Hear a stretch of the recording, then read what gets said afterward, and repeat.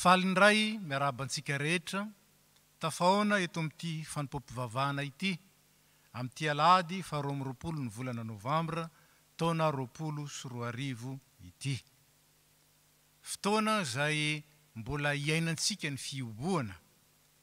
Noho izany dia misaotra an'Andriamanitra lehibe isika fa mbola afaka miombona amin'izao fanompoana masina izao na dia eo aza ny sakana maro samihafa indrindra azontsika miaina ny fahamarinana fa tsy voafatotra ny tenin'Andriamanitra. Koa dia ampifaliana no andraisana antsika rehetra isa-tokantrano ary dia ampitomboana amintsika ny fahasoavana sy ny fiadanana avy amin'Andriamanitra raintsika sy Jesosy Kristy Tompo. Aoka hiara-mitsangana isika hitory ny finoana anambara ilay Andriamanitra tia antsika ary mitantana ny fiainantsika. Miara-mamaky ny Salamo 320 isika ary dia tohizantsika amin'ny hira 730 izany. Jehova no mpiandry ahy, tsy hanan-java mahory aho. Mampandry ahy amin'ny ahy maitso izy, mitondra ahy eo amoron'ny rano fialan-tsasatra izy, mamelombelona ny fanahiko izy, mitarika amin'ny lalan'ny fahamarinana noho ny anarany izy. Eny, na dia mandeha mamaky ny lohasaliko ny fahafatesana zao, dia tsy atahotra ny loza aho, fa ianao no amiko. Ny tsorakazonao sy ny tehinao, reo ny mahafatahotra aho. Mamelatra latabatra eo ny loko eo mason'ny fahavaloko ianao, manositra diloilo ny lohako ianao, ny kapokako feno dia feno, entiko, fahasoavana sy famindram-pona anaraka ahy amin'ny andro rehetra iainako, dia hitoetra ohatran'ny Jehova andro lava aho. Amen.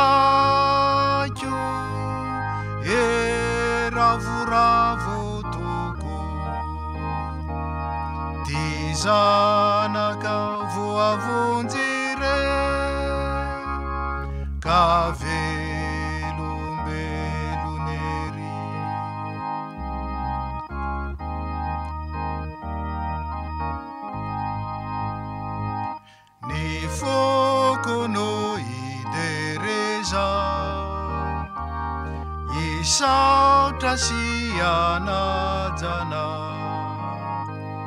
anovononanao nesitrakao rehetra eny rako ravoravo toko de zanaka voavonjire ka velombelon'ery. Mbola iara-mivavaka isika amin'ny fonay manontolo tompo, amin'ny fofeny fisaorana sy fankasitrahana no iderana ianao, isaorana ianao, anajana ianao, anoavana ianao, satria Andriamanitra lehibe ianao ary lehibe amin'ny fitiavana, lehibe amin'ny asa. Tsy misy tahaka anao tompo, satria na dia Andriamanitra any amin'ny avo indrindra azy ianao dia tsy mba niavonavona, fa nanaiky iondrika hijery anay ary nanafaka sy namonjy anay tamin'ny alalan'i Jesosy Kristy, tamin'ilay famonjena tsy misy to azy, famonjena izay mitarika anay ho amin'ny fiainana mandrakizay. Na dia mbola tsy tanteraka eto amin'ny fiainana ety an-tany aza izany fandovana ny fiainana mandrakizay izany, dia fantatra kosa fa tehirizinao anay ary tantananao anay isan'andro, isehonao ho mpiandro tsara, ho mpiandro mahatoky, izay sady mamelona anay no miaro anay ary mbola mitantana ny dianay isan'andro, miaro anay tsy ho solafaka. Lehibe ny asanao tompo, ka ankalazana ianao. Ary zao andro izay natokana ho andro atsiarovana ny fitsanganan'i Kristy tamin'ny maty zao, dia tianay indrindra hatokana sy hanokananay ny fo, ny fanahy, ny saina ary ny tenanay, hoentinay manome voninahitra anao, satria maro loatra ny soa ny raisinay taminao. Koa dia hatreo ty fampavahana ity, ary ao ka ny fonay manontolo, ny sainay manontolo ary ny fanahinay manontolo hisandratra, mba hanandratra ihany koa ny voninahitra ao lehibe. Amin'ny anaran-tsoan'i Jesosy Kristy. Amen. Petraka isika ry havana.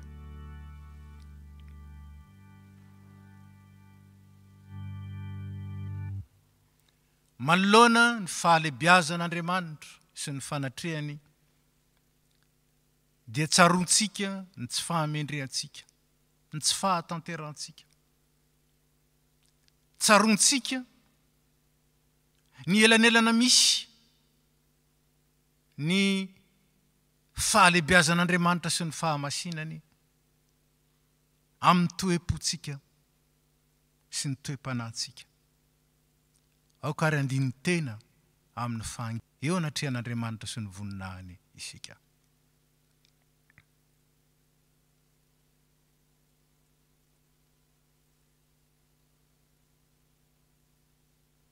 Raha eo tsy miafina aminao ny fiainanay, ny toe-ponay sy izay saintsainay isan'andro, ny asanay sy ny toetra hivelomanay sy asehonay eo amin'ny mpiarabelona. Tsy miafina aminao ny teny aloky ny vavanay. Tompo, raha tsara ianao ary tena tsara, dia ariary ny fahatsaranao kosa ny faharatsinay. Kanefa Tompo, ankany amin'izy zay, ianao no manana ny tenin'ny fiainana mandrakizay e. Koa reto zay manokatra ny fonay manontolo, mibaboka eo aminao ny tsy fahatanteranay, fa na ny teninay, na ny fisainanay, na ny toetranay, na ny asanay dia tsy nisy lavorary teo anatrehanao ary tsy nampiseho ny fahafianonao sy ny fahamasinanao ireny fa vao manaiky anampihariary ny maha-olombelona ranofo anay fotsiny. Misaotra anao anefa zay fa tsy tonga iantsony marina ianao fa ny mpanota ibebaka. Misaotra anao zay fa avaozanao isanandro ny famindramponao mba azaonay manatona anao ary mandray ny fanavaozana. Misaotra anao zay fa na dia mena tahaka ny jaky aza ny fahotanay, hainao ny manadio azy, mamotsy azy ho tahaka ny oram-panala ary ho fotsy mangatsakatsaka. Tompo, dinio zay ary zao raha misy lalana mampahory mitondra fahoriana ho anay ary ho an'ny hafa ty anatinay, dia mangataka aminao zay mamela ny elokay rehetra miaraka ny fiangonana. Rainay be famindrampo mitalao aminao zay mamela ny elokay. Diovy zay ho afa-pahotana, sasao zay mba ho afa-keloka ary avaozo ny fanahinay mba ho veloka nompo anao. Ny fitiavan'i Jesosy Kristy zanaka mpamonjy anay no angatanay aminao. Amen.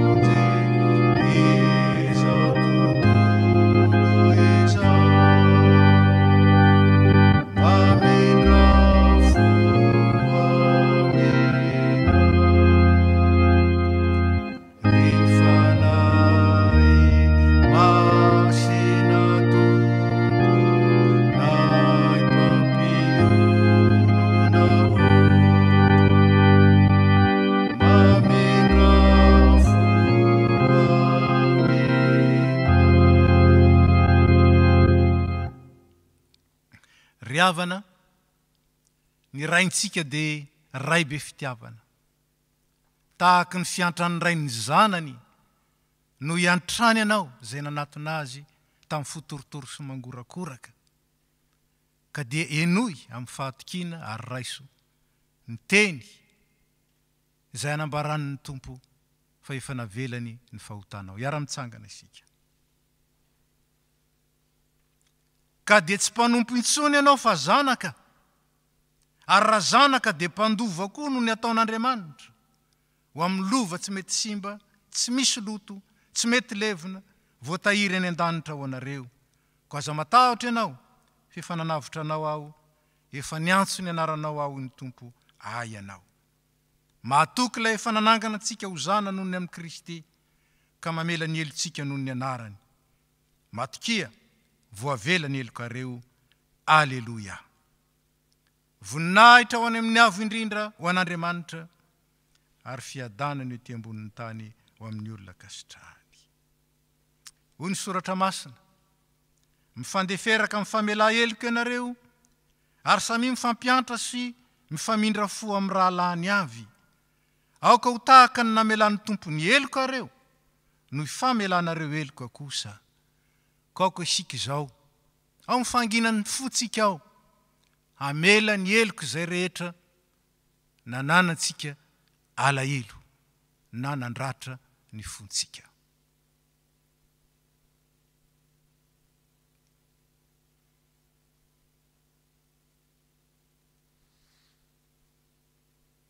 Dia ataontsika fiderana an'Andriamanitra ny firana fanampiny fahafito. Fanampiny fahafito.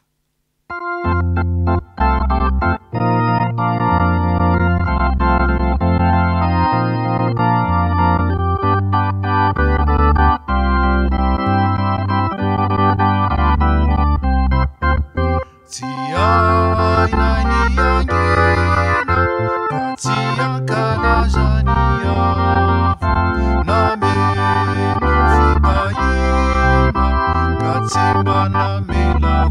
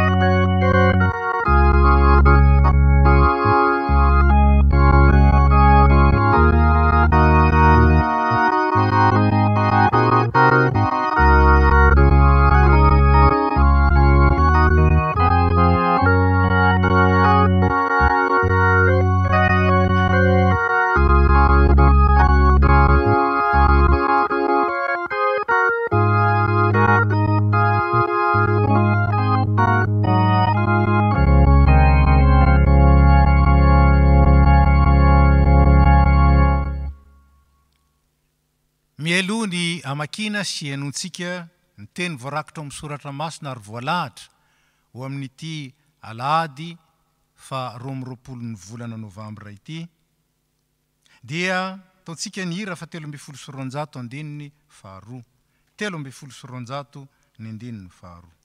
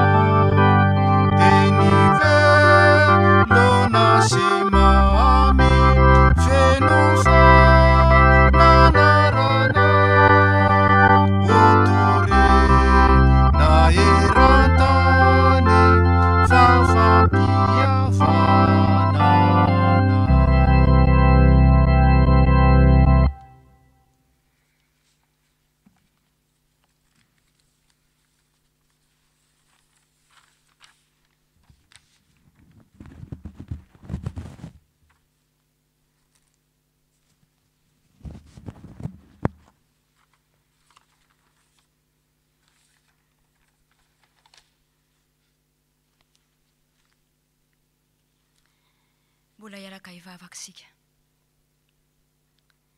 Tompo malalo, fanilo ny tongotra sy fanazavana ny lalana ny teninao.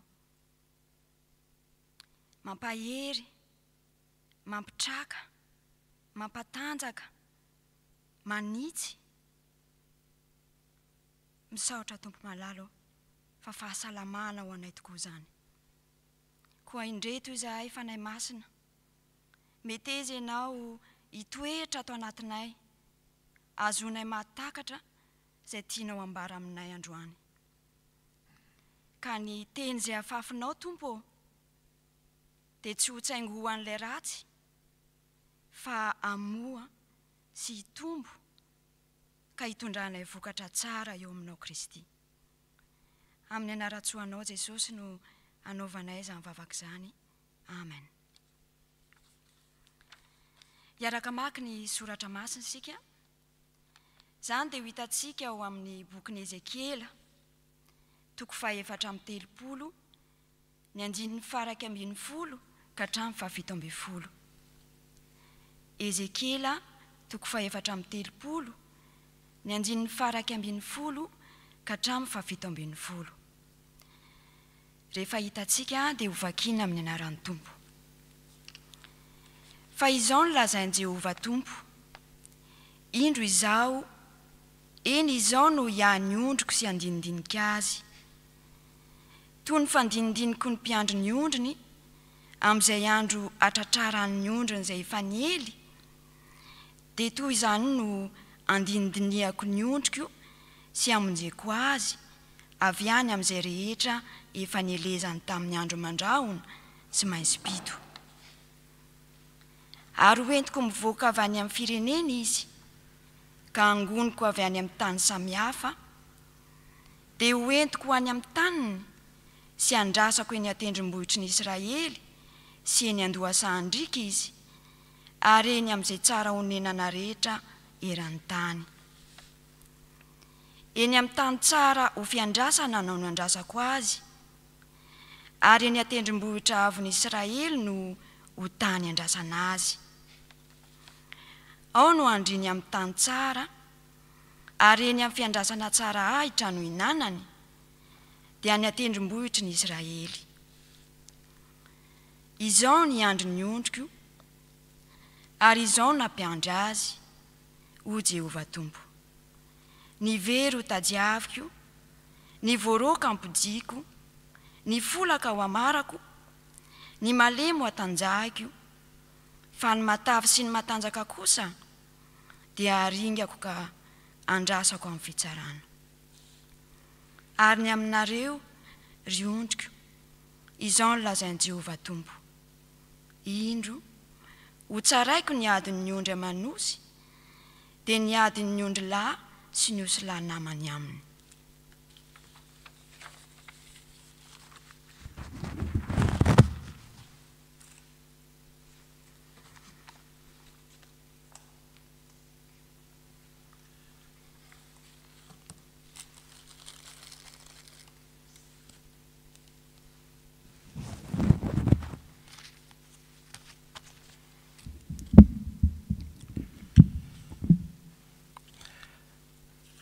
Dia mbola toizantsika ny famakiana soratra masina. Zany dia ho hitantsika ao amin'ny epistily voalohany ho an'ny Koritianina. Epistily voalohany ao amin'ny Koritianina, toko 5:20, ny 9:20 ka hatramin'ny 7:20. Epistily voalohany ao amin'ny Koritianina, toko 5:20, ny 9:20 ka hatramin'ny 7:20. Rehefa hitantsika dia hoerahantsika mamaky amin'ny anaran'ny Tompo. Nefa tsy izany fa efa natsangana tamin'ny maty tokoa Kristy ho santatra izay efa nodimandry. Ary satria ny olona iray no nosehon'ny fahafatesana, dia ny olona iray kosa nosehon'ny fitsanganan'ny maty. Fa tahaka ny fahafatesan'ny olona rehetra ao amin'ny Adama, no haveloman'ny olona rehetra kosa ao amin'ny Kristy. Nefa samy amin'ny filarany avy. Kristy ny santatra, rehefa afaka izany, dia izay an'i Kristy amin'ny fiaviany. Ary rehefa afaka izany, dia avy amin'ny farany, ka amin'izay dia tolony ho an'Andriamanitra ray ny fanjakana. Rehefa nofoanana ny fanapahana rehetra sy ny fahefana rehetra ary ny hery rehetra, fa tsy maintsy manjaka izy, mandra-panoa ny fahavalony rehetra ho ambanin'ny tongony. Ny fahafatesana no fahavalo farany ho resena, fa ny zavatra rehetra efa nampainekeny ho ambanin'ny tongony. Fa na dia ataony aza hoe ny zavatra rehetra no nampanekena dia fantatra marina fa tsy mba isan'izany izay nampanaiky ny zavatra rehetra azy. Ary rehefa nampanekena azy ny zavatra rehetra, dia ny tenany zanaka koa aza no nanaiky izay nampanaiky ny zavatra rehetra azy, mba tsy hisy fototra sy antony afa-tsy Andriamanitra ihany. Ary hitsangantsika hamaky ny filazantsara. Zany dia hitantsika ao amin'ny filazantsara nosoratan'i Matthieu, toko 5:20, ny 9:30 ka hatramin'ny 9:20. Filazantsara nosoratan'i Matthieu, toko 5:20, ny 9:30 ka hatramin'ny 9:20.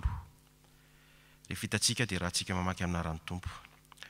Ary raha tonga ny zanak'olona amin'ny voninahiny arahan'ny anjely rehetra, dia hipetraka eo ambonin'ny seza fiandrianany ny voninahiny izy, ary ny firenena rehetra angonina eo anatrehany.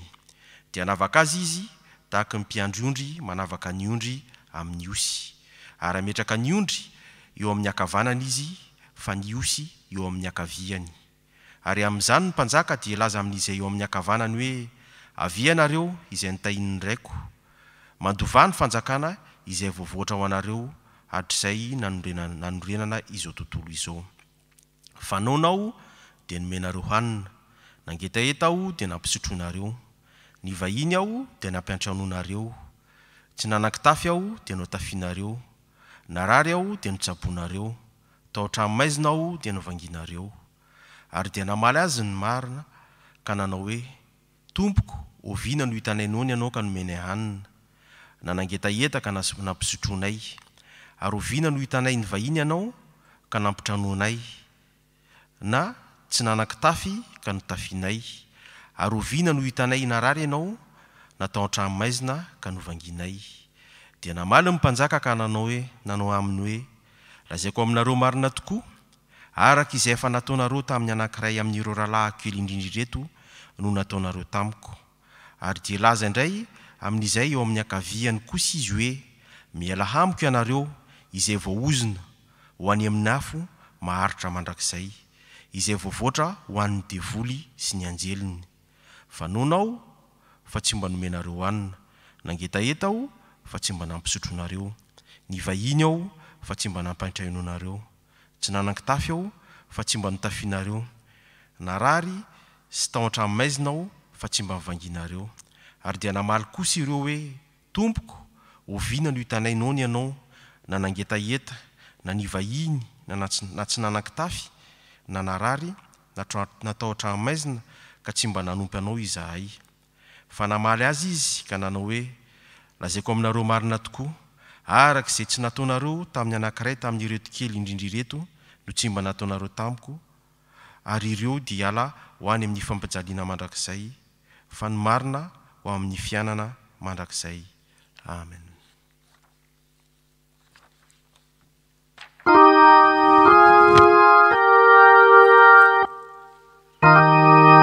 Masino ma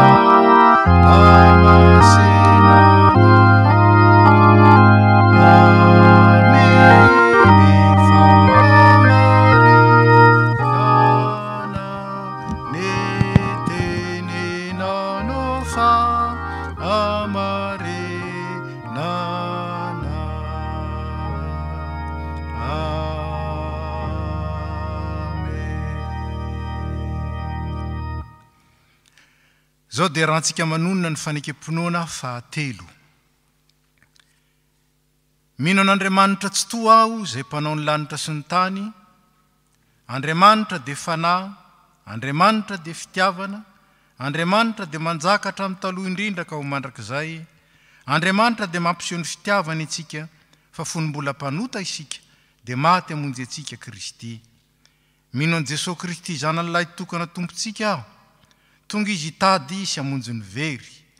Izy ny lalana sy fahamarinana ary fiainana. Izy dia tsy miova omaly sy anio ary mandrakizay.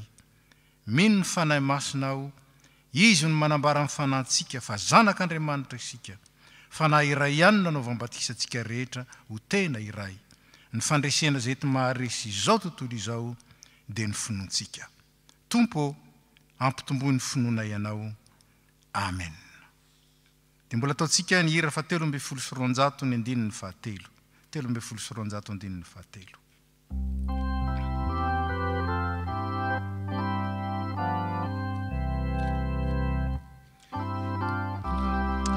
Kane panjaka o tendreo ny lelako mba eto risy izaka ampandre ny avako de taio ny teny reny tsy overy asina kamo aza toeny ny Baiboly masina.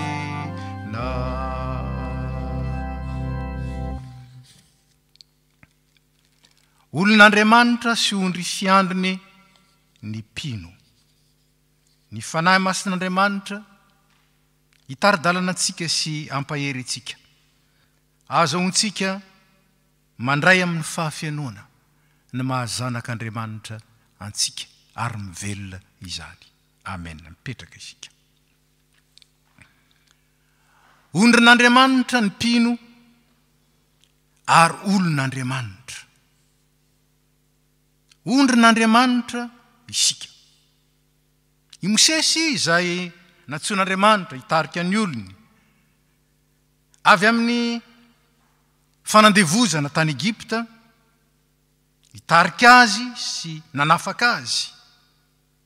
Mitondra azy ho any amin'ny tany nampanantenainana ny Kanana zany dia mpiandry ondry. Mpiandry ondry no nantsoin'Andriamanitra mba hitarika azy. Ary misy heviny lehibe zany. Saingy tsy takatry ny Israely ka dia nikomy sy ny monimonina tamin'ity mpiandry azy ity nandritry ny 700 taona tany anefitra ny zanak'Israely.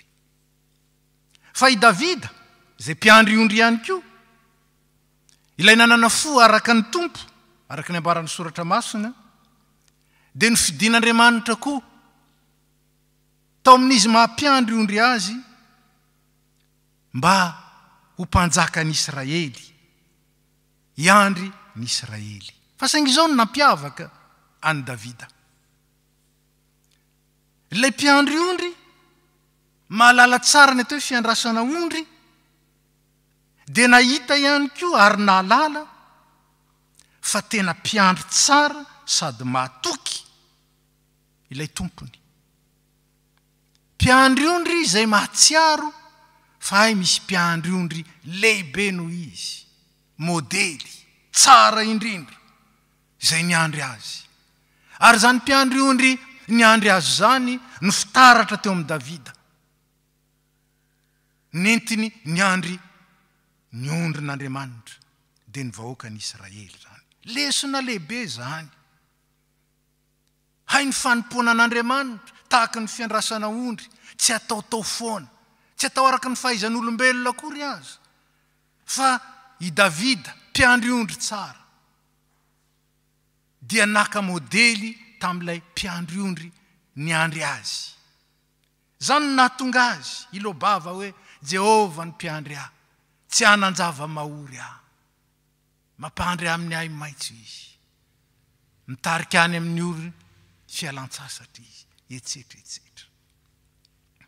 Jehova ny mpiandry ahy.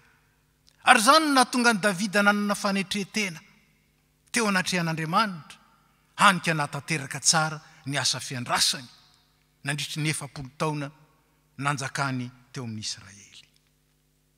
Io Davida io sy ny seza fiandrianany no lasa modely anambarana ny Jesosy Kristy, ilay mpiandry tsara. Mipetraka eo amin'ny seza fiandrianany Davida, zany Jesosy Kristy ilay tonga ho mpiandry antsika. Ho mpiandry antsika. Zaho ny mpiandry tsara ho izy, zaho ny mpiandry tsara. Fa takatsika ve zany? Takatry ny ondry ve zany?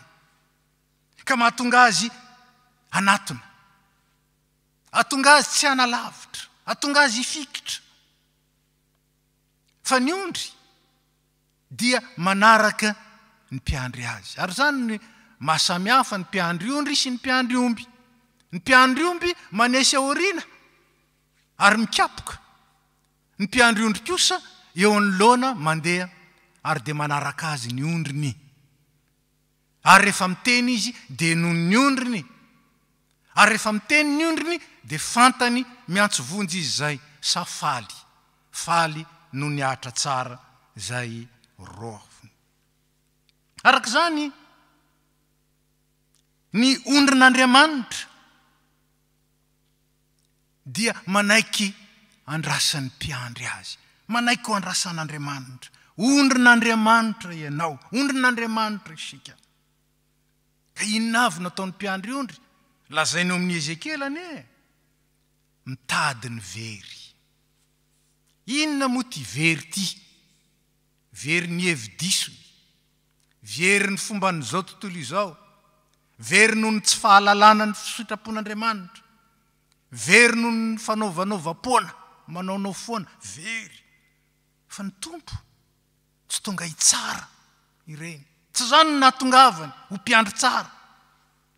Izy tonga teo amin'ny fotoan'androny no milaza hoe zaho ny mpiandry tsara. Mbola eo amin'ny seza fiandrianan'ny fiandrasana izy, fa mbola tsy eo amin'ny seza fiandrianan'ny fitsarana. Ka inona ny tokony atao? Manatona azy. Tonga hitady ny very izy, ny very ho tadiaviko izy, ary ny voaroka ampidiko, tsy mba miavonavony ty mpiandry te, ty ny ondriny izy.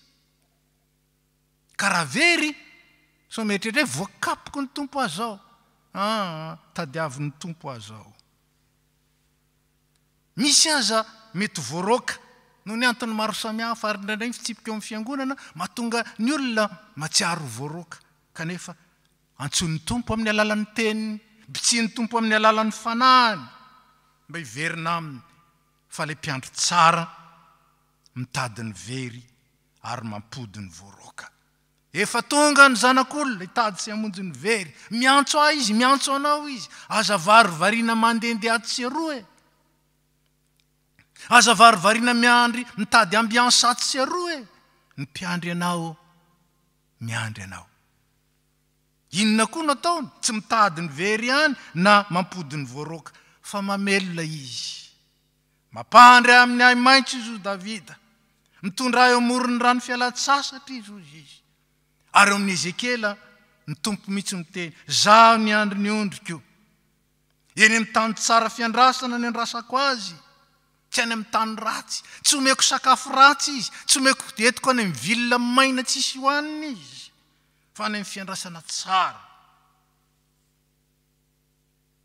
Isan'andro ny mpiandry tsara manome anao ny sakafo sahaza. Ary zany ny vavaka nampianariny, angatantsika aminy. Omeo anay ny hanina sahaza ho anay. Omenao isan'andro ny hanina sahaza. Mamelona ny mpiandry antsika. Ary tsy fahavelomana isan'andro ihany. Zay atsiarovantsika ny rahantsika te endreny amarony sono menao ray ho avy. Isan'andro izy mamelona atsika. Fa fahavelomana mandrakizay koa no entohany. Fiainana mandrakizay. Zany nekeny hosorona teo amin'ny azo fijaliana. Ka ny teneny zany ny mpiandry tsara manolotra ny ainy hamonjy ny ondriny. Mitady ny fiainana mandrakizay ianao, mitady ny mandrakizay ianao. Tsarontsika nge zany rehefa mandao ny havany. Endre ory ery. Satria tafasaraka. Fa ilay mpiandry tsara manana planina ho aso ho anao, ho an'ny havatsika. Dia nampiray antsika ho mandrakizay ao amin'ny fanjakany. Tsapako sy tsapanao ve zany? Ary inona namelomany antsika sy hamanany antsika ho aminy zany? Ny teniny. Inge tsy nofinofy, inge tsy eritreritra, inge tsy tapena bouton d'état lasa ny commande. Ny tenin'Andriamanitra no amelomany ary teny tsara. Iraintsika nge zany, teny ny ray tsara tokoa, teny fiainana. Fa indraindray iraina fotsiny. Ary jerentsika eto rehefa avy eo hoe tena tsapantsika amin'izany tokoa ve? Fa ny zava-dehibe dia ity mamana antsika ny tompo. Fa indraindray tsika tsy mety misakafo. Indraindray tsika miavonavo ny sakafo. Ny toriteny, ny étude biblique, ny fiaraha-mivavaka atao fa tsy manintona tsika mbola manana zavatra hafa amboniny izany. Tsapanao ve ny asarobidin'ity mpiandry ity, izay mamelona anao ary mitondra anao amin'ny ahitra tsara, novarinany amin'ny ahitra ratsy ianao. Ary tsy zany ny asan'ity mpiandry ondry ity, fa manasitrana izy, manasitrana. Ny folaka ao amarako izy, ny malemo atanjako, ny fosy fanahy vesaran'ny ota, ny fosy fanahy rodritiny zao fiainana ratsy zao, voapokatsy, voadonaria, misy manasitrana. Saingy zao, any ankafotsika mitady fanasitranana.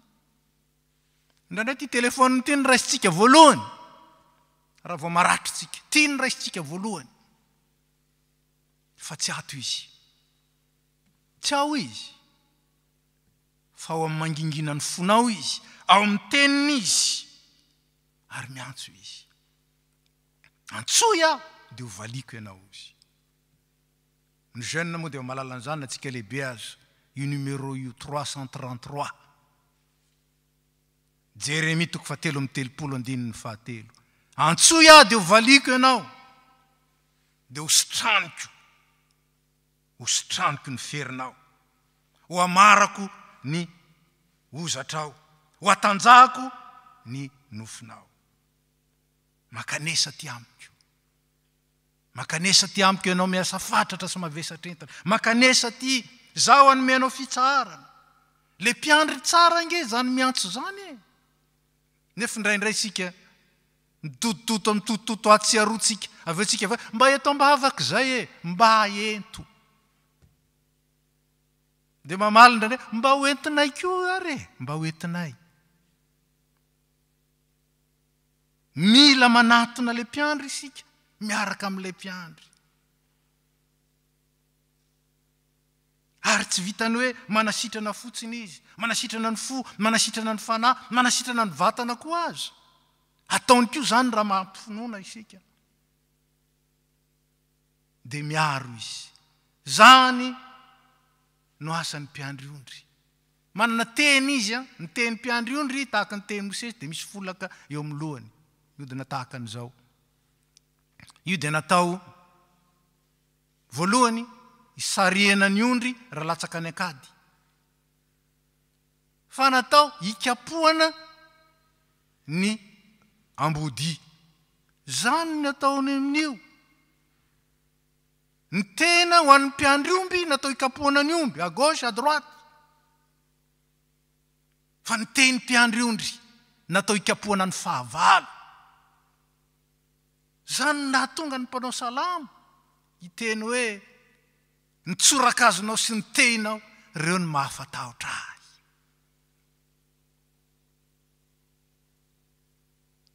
Miaro izy. Tsisy maharombaka zay ampelantanako ny tompo hoe. Na ny volondohanareo aza dia efa voaisa mialatsiny amin'ny sola. Fa mety ny volombava indray zany fa fomba fitenenana moa zany, ilazana. Fa ny tsipiriny kely eo amin'ny fiainantsika azy, hitan'ny tompo, ary karakarainy jereny zany no heviny miaro antsika ilay mpiandry tsara ka za mitady mpiandry atsy aroa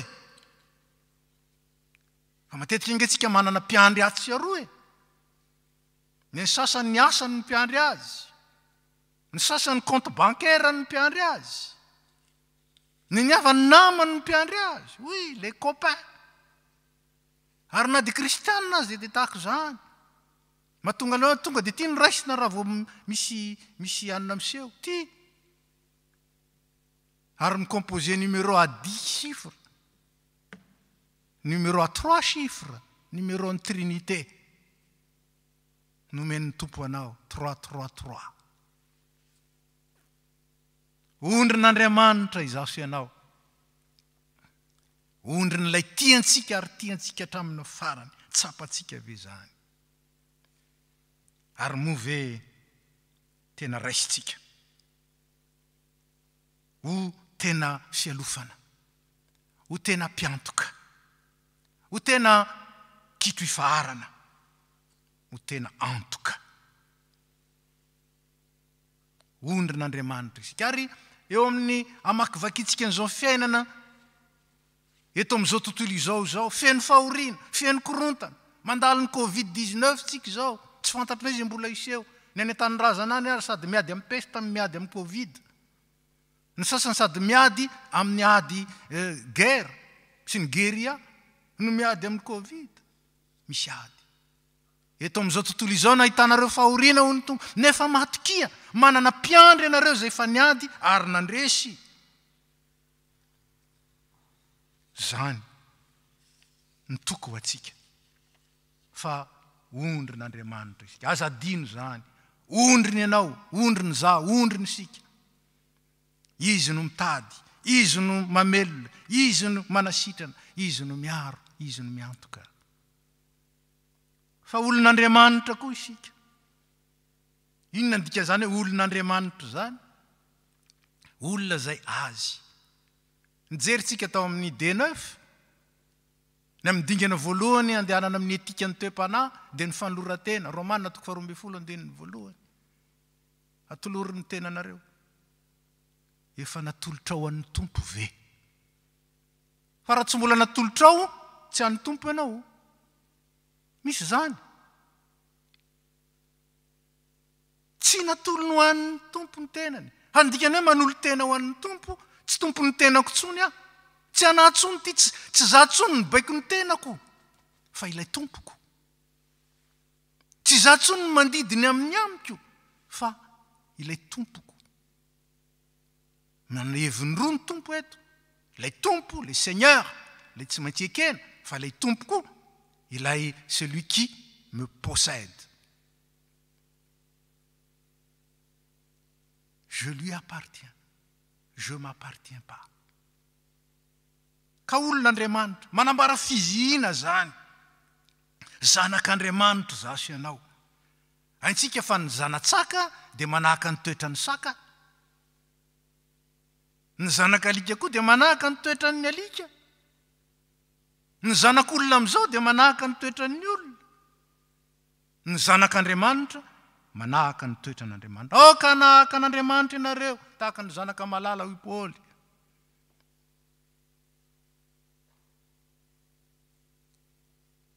ka nahaka any Kristy ianareo tahaka ny anahafako any Kristy ny zanak'Andriamanitra manahaka an'Andriamanitra noho izany mamantatra ny sitrapony olon'Andriamanitra isika fantatrao ve ny fizihinao raison d'être efa zanak'Andriamanitra ianao zanak'Andriamanitra ary raha zanak'Andriamanitra dia manahaka azy ary zay ny atao hoe masina aoko masina ianareo satria masina ao Jehovah Andriamanitra reo zany ny baiko tamin'ny zanak'Israely zay mbola mipetraka ihany ho an'ny kristianina naverin'ny apôstôly zany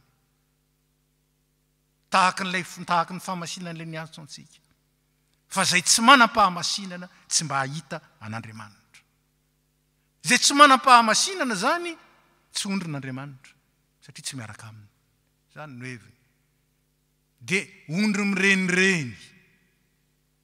Ny olona tsy manam-pahamasinana dia ondry ihany fa ondry mirenireny, ondry very. Ka inona moa zany hoe manana fahamasinana zany? Manahaka an'Andriamanitra, tia tahaka azy. Nanahoana ny fitiavan'Andriamanitra antsika? Araka ny lazaina teo hoe ilay zanak'ondry nanaiky andrasan'ny mpiandry azy. Ary le olon'Andriamanitra tsy variana fotsiny hoe karakarain'Andriamanitra aty. Fa irahan'Andriamanitra koa ary mampiseho ny toetrany. Ary zay nataony tamintsika ihany ny takiny. Tsy haintsika nge mamaly ny nataontsika tamin'ny tompo e. Tsy haintsika. Fa iza mamalintsika zay nataon'ny tompo tamintsika any amin'ny namana. Andriamanitra nga mila mindranao fo, karaha namindrano fo ianao dia amindra fo aminy. Fa isika no mizara ny famindram-pony raisina any amin'ny namana. Fony mbola mpanota aho no nasehon'ny tompo fa tiany aho. Ka aza mitady olona ho tiavina ka ty tsara. Fa tsy ny fitiavan'Andriamanitra tsy niseho tamin'izany. Ny fitiavan'Andriamanitra nasehony tamin'ny tiavany antsika na dia ratsy azo sika. Tenenin'ny olona foana mifankatiava e. Na ny malagasy ary miteny hoe mifankatiava ihany fa tandremo. Fa tsy izany ny soratra masina.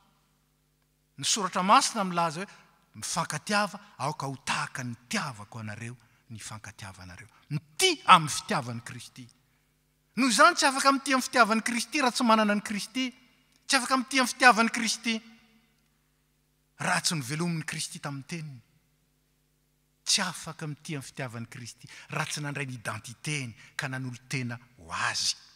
Atolory ny tena nareo, fanatotra velona masina, sitrak'Andriamanitra dia fanompompanahy mety ataonareo zany. Atolory. Tia tahaka ny tompo. Zany ny olon'Andriamanitra. Tsy hoe tia fotsiny. Ny tia fotsiny hainy zao tontolo izao na ny mino na ny tsy mino. Ambaran'i Jesosy fa mba miarahaba ny namany koa izy na ny jentilisa. Mona ny jentilisa aza tsy tia koa izay tia azy. Fa za kosa milaza anareo, tiava ny fahavalonareo ary mivavao an'izay manenjika anareo. Inona nge ny ataontsika amin'izay manenjika atsika? Inona ny ataontsika amin'izay manaratsy atsika? Tsy mitady hoe inona re ny anaratsika anty? Tsy kilovina dolodolo ny ratsy ao aminy ao. Zany ny tadiavina. Tsy zany ry havana. Ny ataontsika amin'izay manisy ratsy atsika. Mivavaka ho azy. Ary tsy afaka mivavaka isika ratsy tia. Ahoana no ivavahantsika anritsika soan'ny olona zay tsy tiatsika?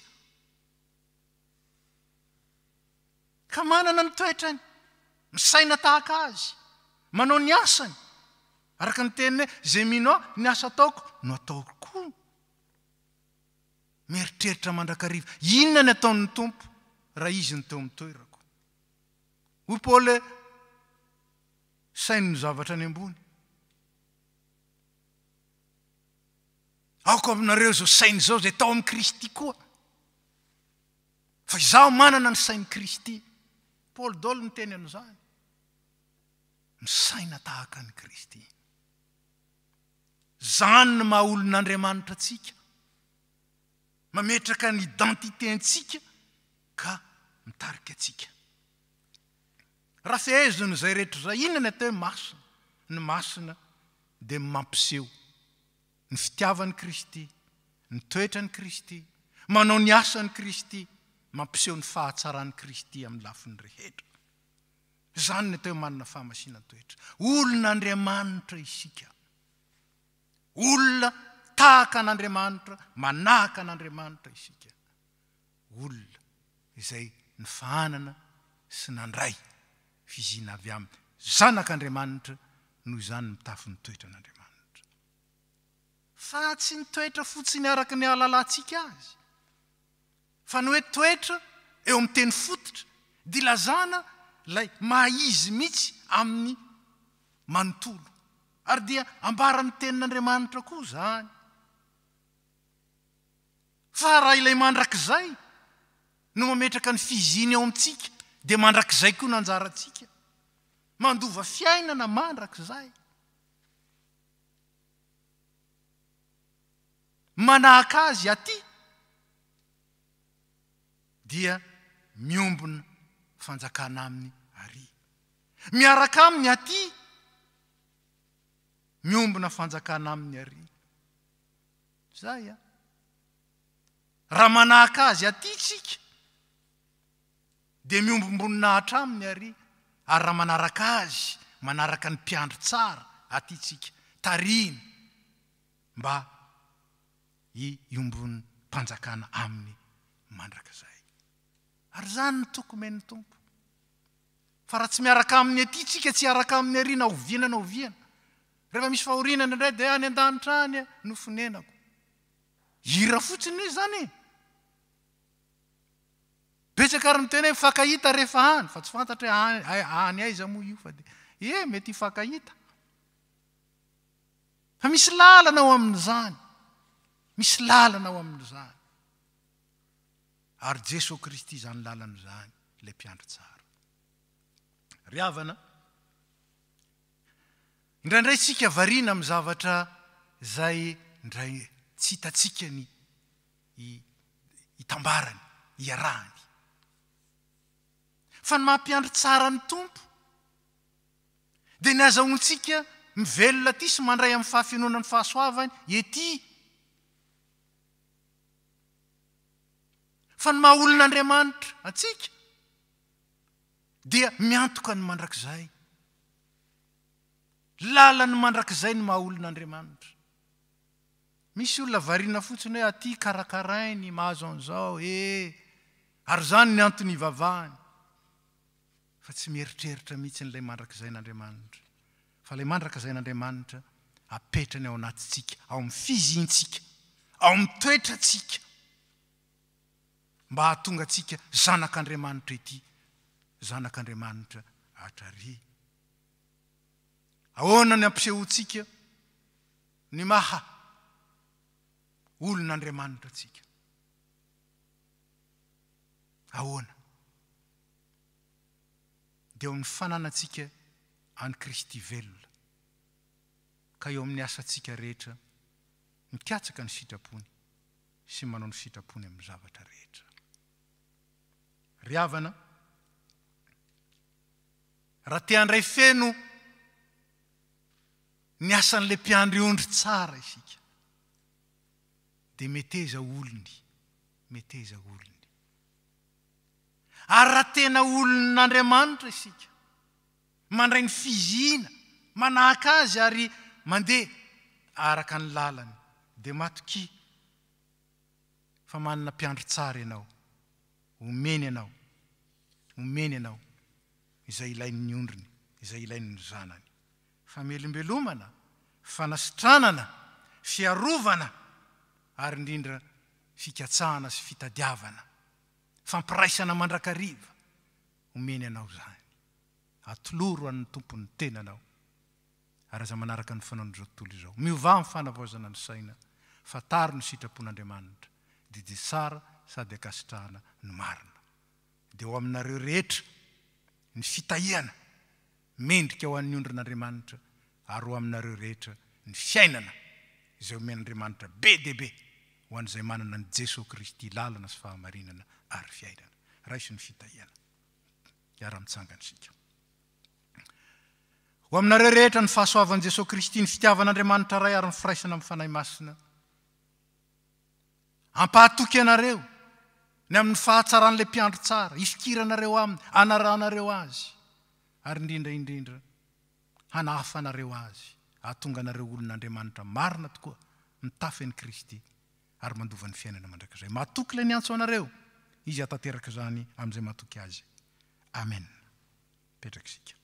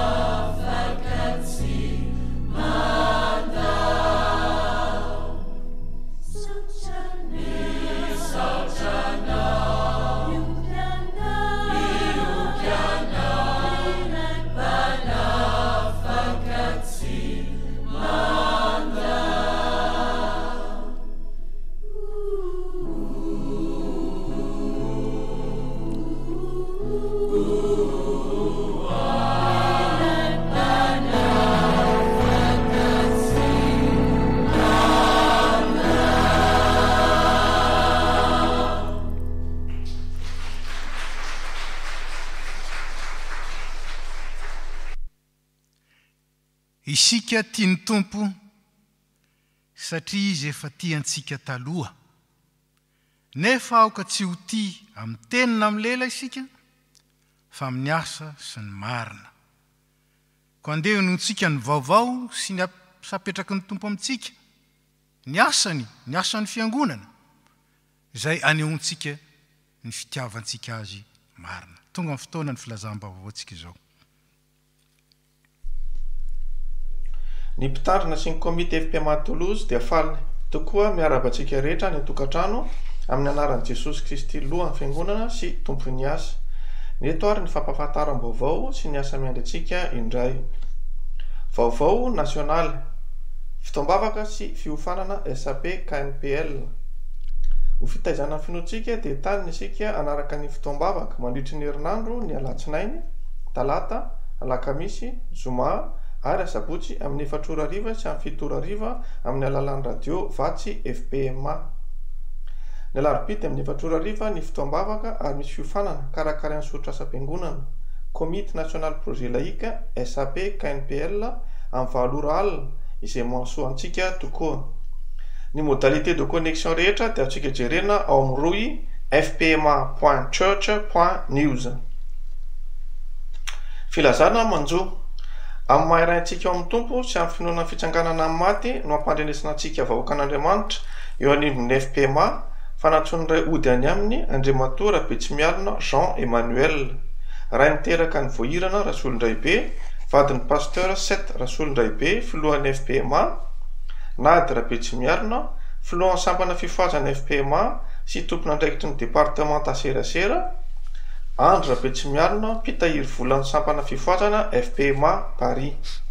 Mangataka antsika atsiaro sy hitondram-bavaka ny fianakaviana manontolo mba omen'i Jesosy tompontsika ny fampiononana feno avy amin'ny fanahy masina eo am-piandrasana ny fiverenany amboninahitra. Manonona ny fiadanan'ny tompo amintsika. Vaovao faritany, projet V3e fatsanina. Manasa antsika rehetra indray anjara amin'ny fifanakalozana miaraka amin'ny solotena amin'ny birao fatsanina mikasika ny projet V3e fatsanina dia ny faniriana anana mpitandrina matianina eto amin'ny faritany. Isy fanazavana ny sorotr'asa ary isy fametrahana fanontaniana. Atao visioconférence izany no ny valana retina ary omenantsika mialoha ny modalité de connexion rehetra. Vaovao tafo, étude biblique. Misy ny étude biblique ny talata fa 4 novembre 2020 izany dia atao amin'ny visioconférence. Permanence mpitandrina. Tsy misy ny permanence mifanatrika fa miantso an-tariby izay mila miresaka amin'ny pastera amin'ny numéro 06 68 42 24 28. Marina fa ny alatsinainy dia miala sasatra mpitandrina ka ny filoha no antsoina raha ilaina. Sampana STK. Le cœur de l'homme médite sa voix, mais c'est l'Éternel qui dirige ses pas. Proverbe chapitre 16 verset 9. Bonjour à tous. C'est avec une grande reconnaissance et une immense joie que la STK vous convie à son week-end Isantauna. Il débutera le samedi 28 novembre à 21h sur YouTube et se poursuivra le lendemain avec le culte. C'est inédit et nous vous attendons nombreux devant vos écrans pour vivre ce moment à la gloire du Seigneur. Tous les liens vous seront communiqués ultérieurement sur les différents canaux FPMA Toulouse. À samedi pour God's Plan avec la STK Toulouse. Soyez richement bénis. Trano fiangonana. Ny dingana manaraka amin'ny projet trano fiangonana dia fananganana ny COPIL na comité de pilotage alohan'ny faran'ny volana novambra. Atsika atao ny maneho ny fanohanana ara-bola izany tetika asa maharitra izany. Afaka manome fanomezana na tonom-bola isika izay te hanohana ny projet trano fiangonana. Ny numéro IBAN sous compte FPMA Toulouse dia atsika anontaniana ampitam-bola na azo alefa mailaka amintsika koa. Manentana atsika hitrotram-bavaka izany asa goavana izany. Rakitra sy adidy. Manentana atsika hatrany amin'ny fandrotsahana ny rakitra sy adidy amin'ny alalan'ny virement, chèque na carte bancaire eloaso toy ny mahazatra mbo mariky ny fanoloran-tena antsika ho an'ny tompo ho fanohanana ny asan'ny fiangonana. Catéchomène, mitohy ny fampianarana en distanciel. Fampompivavahana alahady. Araka ny fanambarana izay ataon'ny Flo Macron amin'ny talata ho avy izao, domenantsika amin'ny alalan'ny serasera FPMA Toulouse ny fandaminana vaovao mikasika ny fampompivavahana alahady manaraka rehetra. Dia ary-piangonana ny fampompivavahana amin'ny alahady 7 novambra 2020 dia mivantana amin'ny YouTube amin'ny folora sy sasany. eto am-pamaranana dia mahatoky ny fihazoanantsika ny finoana sy ny fiombonana na dio amin'ny vanim-potoana sarotra aza satria manana tombo velona sy mahery ary miasa isika ary manentana antsika hivavaka ho an'izao tontolo izao araka ny baiky ny soratra masina. Misaorantsika ny anatra amin'ny farany, mivoninahitra ho an'Andriamanitra irery ihany.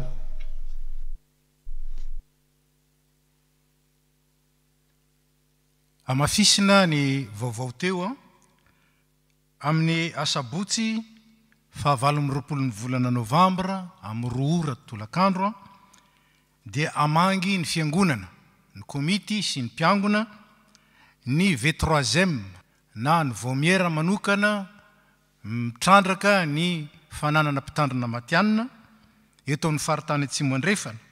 Amangy ny tafitolozy zany indrindra anazava sy anome fanentanana sy fampahirezana mikasika ny fametrahana poste mpitandrina matianina eto amin'ny faritany atsimo andrefana. Kasaina ho atomboka amin'ny taona 2024 izao moa zany ka dia asaintsika satria antanana manokana ny fiangonana mba handray anjara amin'izany projet izany. Ka dia ampatsiarovana amin'ny asabotsy 28 ny volana novambra manomboka amin'ny 2 tolakandro.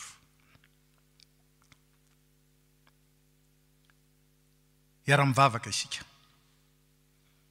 Tompo misaotranao zay no ty fotoana ity nampatsiarovanao indray ny asanao mahagaga izay nanomezanao anay ny statut mahazanak'Andriamanitra anay. Ary tsy statut ihany zany fa ahafahanay koa migioka sy mandray amin'ny fahafianoana ny asan'ilay mpiandro tsara. Dia rainay ianao noho izany. Fa antoka tsara ao anay zany izay mitondra fiadanana ty anaty ary mampahatoky anay ny amin'ny ho avy ka mamelona ny fanantenana aty aminay. Dia tianay ny trotro-ambavaka ny namanay ao reo namoy havana ampionony amin'ny filazantsara ny fitsanganana amin'ny maty entinay mbavaka aminao manokana ny fianakaviany ny filoha sinodaly izay namoy ny rafozany ireo ray-tapo amin'ny vadiny ary ny fianakaviana manontolo. Tompo mangataka aminao zay ametraka ao am-pon'izy ireo ny fampiononana feno ampahery sy ampitraka azy ary indrindra azahoany mivelona ny finoana izay miorina amin'ny fandresen'i Kristy. Dia tianay ny tondram-bavaka aminao koa ny marary any amin'ny hopitaly na ny tokantrano ampaherezo indrindra manoloana ny Covid-19 arovy ny olonao ary raha sendra misy tratran'izany dia angatanay ianao hiditra tsehatra mba hanatanteraka ny fitsaboana ary arovy ny olonao fa ondrinao reny.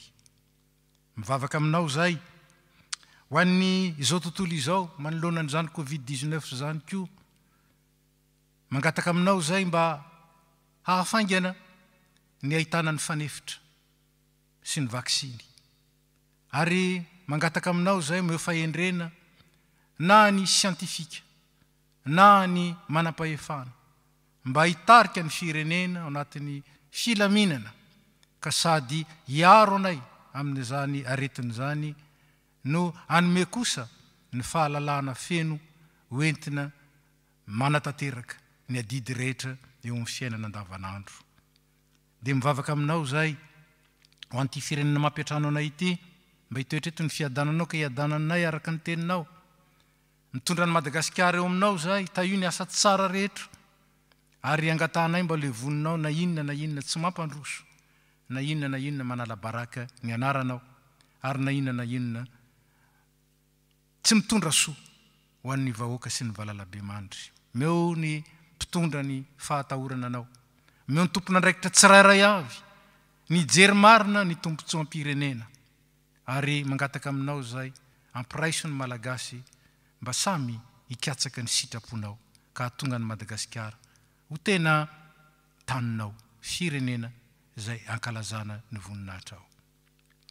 Dia mivavaka aminao zay ho an'ny fiangonana ny asany manerana izao tontolo izao mivavaka aminao zay ho an'ny FPMA ny tompona andraikitra eo aminy ary ny faritany atsimo andrefana sy ny tafo Toulouse io ny asanao rehetra tompo ary etseo ny vahoakanao ho vonona mandrakariva hanao ny asanao satria izay mino anao ny teninao dia ny asany ataonao no ataony koa dia ambino indrindra ny projet amin'ny fananana trano fiangonana ho an'ny FPMA Toulouse ankinina aminao zany satria raha tsy ianao no manao ny trano miasa foana ny mpanao azy nefa dia apetraka aminao koa ny tsirairay avy atsiaro fa amin'ny alalan'izy ireo no asanao amin'ny alalan'izy ireo no entina mety manana izany trano fiangonana ho an'ny tafo izany dia entina aminao ny fananganana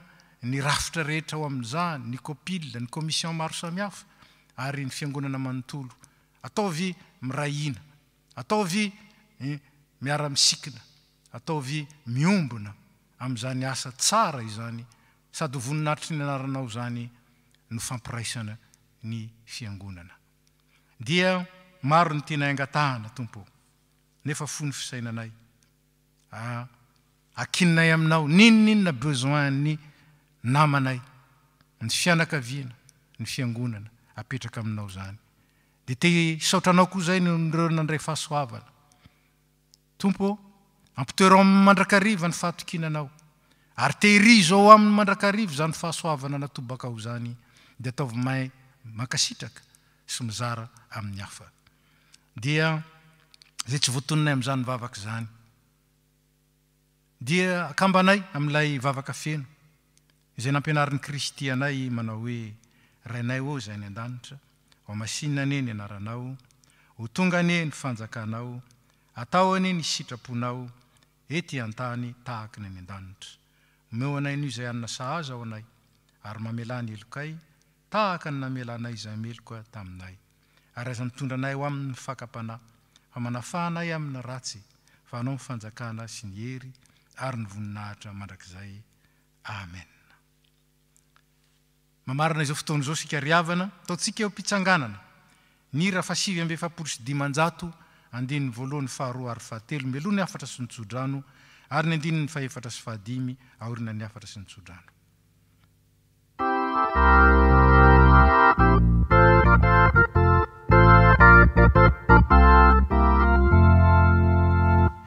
Jesosy no asandratro fa eze no mpanavotro ny tanany nanafaka ny aiko tao andavaka ny rafeko ketraka ezao afakenatra fa manana ny tompoko zay mandako sy aroko revoko o ankalaza Jesosy zay mpamonjina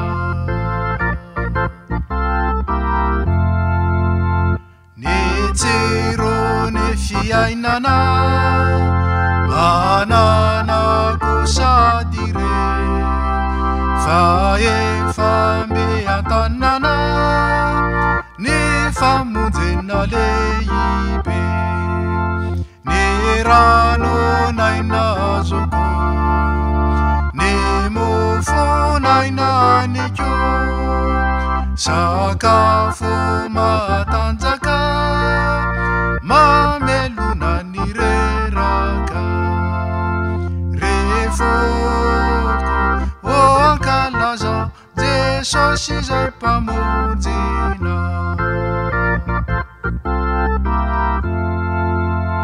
ny rane no anjarako ny aine no fananako ny lanetra olovako ny tany de ilaozako ny otatsy anaraka ny ady de ho tapitra mialoka ho tapitra fa ao ny tena zavatra refoko o ankalaza Jesosy izay mpamonjena. Zao no afatra ho antsika avy amin'ny tenin'Andriamanitra, ko amin'izany sikeno ny sainareo dia mahonona tena, ka antenao tsara ny fahasoavana izay hoentina ho anareo amin'ny isehon'i Jesosy Kristy. Tahaka ny zanaka manoa, tsy mitondra tena araka ny filanareo fahiny tamin'ny tsy fahalalanareo, fa araka ny fahamasinan'ilay niantso anareo, dia aoka mba ho masina koa ianareo amin'ny fitondran-tena rehetra, satria voasoratra hoe ho masina ianareo satria masina aho. Dia ho tanteraka amintsika ny tsodranotononona amin'ny anaran'ny Tompo. Ary Andriamanitry ny fiadanana, izay nitondra ny Jesosy Tompontsika mpiandry ondry lehibe, hiala amin'ny maty, nitondra ny rano ny fanekena mandrakizay, izy eny hatanteraka anareo amin'ny tsara rehetra, anao ny sitrapony ka hiasa ao anatinareo izay ankasitrahany eo masony amin'ny alalan'i Jesosy Kristy. Ho azy eny ny voninahitra mandrakizay. Amen.